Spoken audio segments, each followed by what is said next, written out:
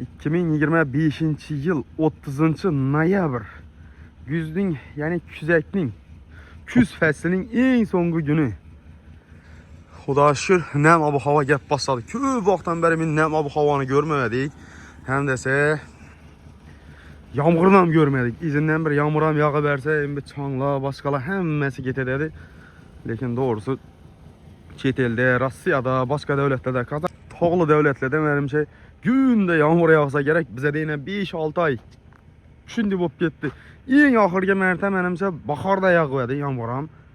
Şunun üçün abu havam şimdi bop getdi menimçe. Çanlı olub. Bugün yine yekşənbə yurtdursuza menimçe bu tümenden özüne yaraşa yaxşı tarafı var.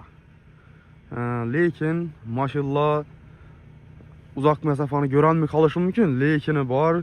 Nem hava yurtumuza girip geldi. Şuna şükür etip kanamız. Şoförlardan sekirak edeşleyin sorak kalamam bir gün.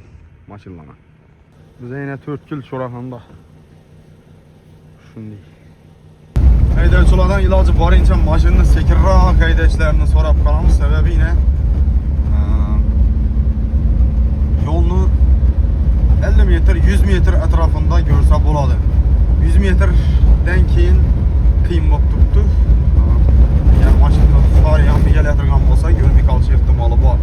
Hemen bir gün yekşembe mektep okuçuları yok. Köşede eğer mektep okuçuları olsa hiç yolun iki yak tarafında okuçular yürüyen bula dedi. Lekin çok vaxtdan beri kütken nem bu hava girip geldi. Bugünkü yekşembe dem olsun bazar gün hemen hayırlı ve bereketli olsun. Daha kalasa keyingi videolarda maşin bazardayı videolarımızı görseyiz de bu oladı.